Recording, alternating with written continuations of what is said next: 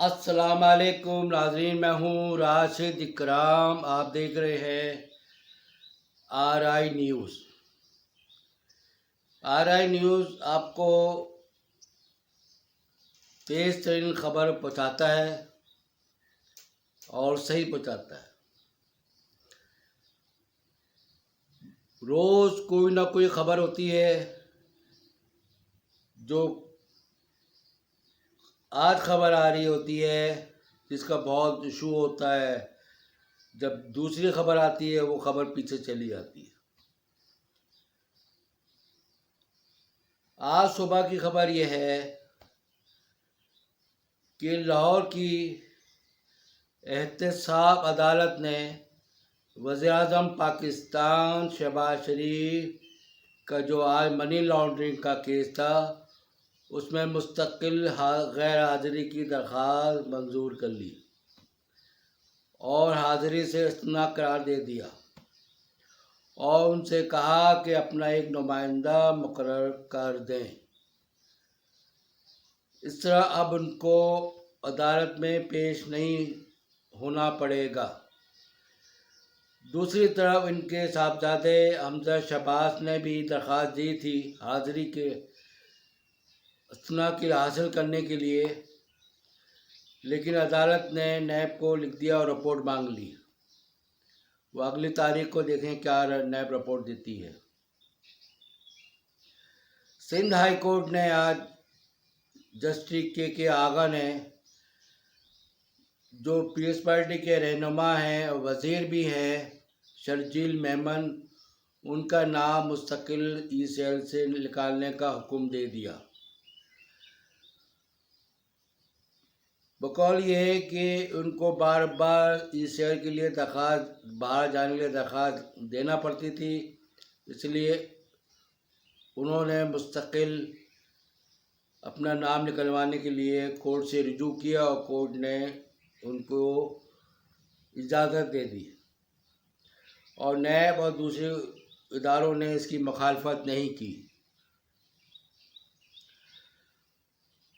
नाज़रीन, कल आपने देखा होगा कि दो केस बड़े अहम चले इस वक्त और उसका बड़ा चर्चा चला। एक तो मरियम नवाज़ का जो अपील थी वो मंजूर हो गई और उनको केस से बरी कर दिया। तकरीबन 3-4 साल केस चलता रहा और आखिर ये केस का अंजाम हुआ। अदालत ने कई सवाल पूछे नैब प्रोसिक्यूटर से कि इसका जवाब बताएं, लेकिन वो खातिर-ख्वाह जवाब नहीं दे सका, जिसकी वजह से ये फैसला हो पाया। इसके बाद उसी दिन दूसरे दिन जो थी वो इमरान खान का जो केस था तौहीन अदालत का, वो भी इस्लामाबाद हाई कोर्ट ने ख़ारिज कर दिया और इनकी जो माफ़ी है, जो वहाँ अदालत भी गए थे एक खातून जज, मौजूद खातून जज की अदालत में, लेकिन वो इत्तफाक से छुट्टी पे थी, तो उन्होंने उनके राइडर से कहा कि इमरान खान साहब आए थे और वो माफ़ी मांग रहे थे, माजरत कर रहे थे। तो इस वजह से इस्लामाबाद हाई कोर्ट ने इनकी माफ़ी कबूल करके ख़ारिज कर दी तौहीन अदालत का केस। लेकिन एडिशनल एडवोकेट जनरल ने इसकी मुखालफत की और कहा कि इमरान खान ने गैर मशरूत माफ़ी नहीं मांगी। इस पर इस्लामाबाद के जो चीफ जस्टिस साहब हैं, उन्होंने कहा कि अब मैं अपने फ़ैसले पे आपके एतराज़ात को देखूंगा। इस तरह ये दो केस अहम जो थे वो निकले। इसके बाद मरियम नवाज़ का केस था कल, पासपोर्ट का वापस लेने का, वो भी इनको मिल गया। लाहौर हाई कोर्ट ने इनको पासपोर्ट वापस कर दिया। नैब ने इसकी मुखालफत की। नैब ने 2 पेज का इससे एक हफ़्ते पहले ही जवाब दाखिल कर दिया था, लेकिन उस पिछली डेट पे क्योंकि मरियम नवाज़ का वकील हाजिर नहीं हुआ था, अमजद परवेज़ साहब, तो उस वजह से आगे डेट बढ़ के वो कल फैसला हुआ। कल जो इजलास हुआ था IT का, तो वज़ीर-ए-आज़म शहबाज शरीफ ने सलाम मुतासरीन के जो पोर्टल बनाया गया है उसकी तफसील से गैर मुतमिन होके उसका इब्तिदा नहीं किया और उन्होंने कहा इसको बेहतर तौर पर बनाएं, क्योंकि इसमें ना बेबी फूड का जिक्र है, ना वो रज़ाइयाँ हैं, खैमे कहाँ गए, पूरी तफसील होना चाहिए ताकि आवाम को बताया जा सके। इसलिए वो 20 मिनट तक वो हिदायत देते रहे, लेकिन इफ्तिताह नहीं किया। अब एक हफ्ते बाद उन्होंने कहा हम इसको और बेहतर तौर पर करेंगे ताकि इसको और अच्छा तरीके से बन जाए। फिर शहबाज शरीफ ने कहा कि मैं अब एक हफ्ते बाद इसका इफ्तिताह करूँगा। नाज़रीन, अक़वाम मुत्तहिदा ने भी आलमी बरादरी से अपील की है कि पाकिस्तान का जो सैलाब मुतासरीन है उनका बहुत बुरा हाल है, उनका इनकी जो इमदाद है वो 5 गुना ज़्यादा इजाफ़ा किया जाए, तकरीबन 81 करोड़ डॉलर से ज़्यादा की। ये बहुत अच्छी खबर है और पाकिस्तान के लिए अच्छी खबर है, क्योंकि जब इमदाद मिलेगी तो जो मुतासरीन हैं उनका भी कुछ फ़ायदा होगा। आज भी डॉलर 1 रुपये 29 पैसे कम हो गया।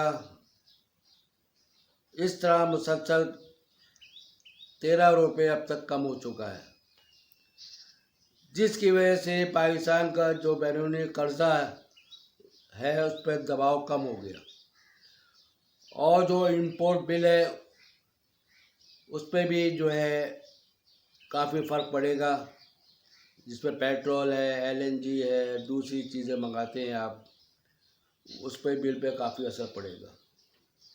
क्योंकि जो डॉलर महंगा होगा तो लाजिम महंगाई भी होती है, हर चीज़ होती है। तो कल एक निजी टेलीविज़न पे इसाक डार साहब इंटरव्यू दे रहे थे, कह रहे थे कि ये इसकी असल जो डॉलर की कीमत है और जो रुकेगा वो 200 रुपये से कम का है। तो अगर ऐसा है तो बहुत अच्छी बात होगी और इससे पाकिस्तान का बड़ा फ़ायदा होगा और मईशत पे अच्छा असर पड़ेगा। अभी जो उन्होंने पेट्रोल बढ़ाया 12 रुपये कुछ पैसे, इससे आवाम थोड़ी खुश हुई क्योंकि काफ़ी असर पड़ा, क्योंकि 12 रुपये काफ़ी ज़्यादा होते हैं। तो उम्मीद है कि जैसे जब इंटरनेशनल तौर पर पेट्रोल डीजल कम होगा, पेट्रोल में भी कमी आती रहेगी। अब 7 रोज़ हो गए हैं किसान इत्तेहाद को इस्लामाबाद के में धरना दिए हुए, लेकिन कोई नतीजा इसका नहीं निकल रहा। जो अभी जो मुज़ाकरात हुए थे एक आध दिन में राना सनाउल्लाह साहब से, लेकिन वो मुज़ाकरात कामयाब नहीं हुए। आज शायद उनकी वो कह रहे हैं कि जो लीडरान के वज़ीर-ए-आज़म साहब से मुलाकात होगी, फिर कुछ फ़ैसला करेंगे। इसलिए वो उनको भी 7 रोज़ हो गए हैं और धरना दिए हुए, जिसकी वजह से वहाँ पर ट्रैफिक की रवानी वाला बड़ी मुश्किल पेश आ रही है। तो ये जो मुख्तलिफ हालात चल रहे हैं इस वक्त मुल्क के, और अफवाह भी बड़ी बड़ी है, कोई ऑडियो लीक्स का कहता है, कोई उसका कहता है, कोई उसका कहता है।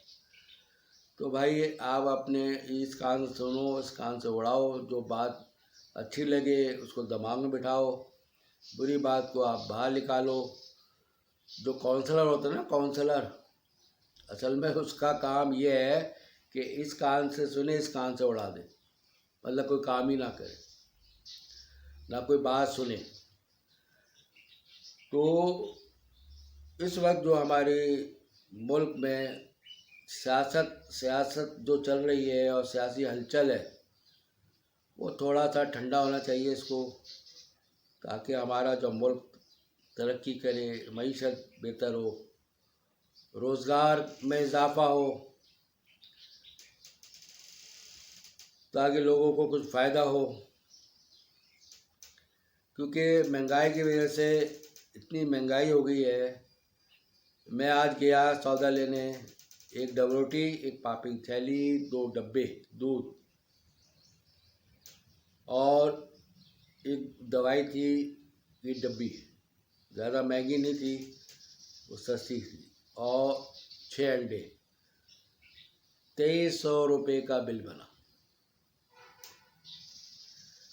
2300 रुपये का। अब अंदाज़ा लगा लें, एक नाश्ता, एक डबल रोटी, एक पापा, 6 अंडे, 2 डब्बे दूध और एक दवाई का डब्बा, 2300 रुपये का बिल। और इस वक्त बिजली का बिल आ रहा है, वो 50,000 रुपये का बिल आया है। अब अंदाज़ा लगा लें गरीबों पर क्या असर पड़ रहा होगा कि इतना इतना बिजली का बिल है, उसमें इतने टैक्सेस हैं, फ्यूल एडजस्टमेंट चार्जेस हैं, और क्या करें अब, खाए, बच्चों को फीस अदा करे या बिजली का बिल अदा करे, क्या नहीं करे। लोगों ने अपनी परचेजिंग पावर बहुत कम कर दी है। पहले काफ़ी लेते थे, अब उन्होंने आधा कर दिया। पहले 4 रोटी खाते थे, अब 2 रोटी खाते हैं। जो 2 रोटी खाता था वो 1 रोटी खाता है ही नहीं। लोगों ने अपने घरों से बड़े बड़ों को भी असर पड़ा है। कई नौकर फारिग कर दिए, जहाँ 4 नौकर होते थे वहाँ 1 नौकर रख लिया, क्योंकि अब वो भी तो तनख्वाह तो 25-30 हज़ार से कम नहीं मांगते, चाहे ड्राइवर हो या गार्ड हो या सफाई वाला हो। तो इस तरह ये सब पे असर पड़ा इसका, सारे ही परेशान हैं। अब देखते हैं क्या बेहतर होता है इस पर। तो आज सुप्रीम कोर्ट में फैसल वाडा का केस लगा हुआ था, 62(1)(f) ताहयात नाइली का। तो इस पर चीफ जस्टिस साहब ने कहा कि 62(1)(f) देखो लॉ है। हम फैसल वाडा का केस बहुत मोहतात तरीके से सुनेंगे, और उन्होंने कहा कि इलेक्शन कमीशन ने जो तहकीकात की है गलत बयानी हलफ का, वो सही की है।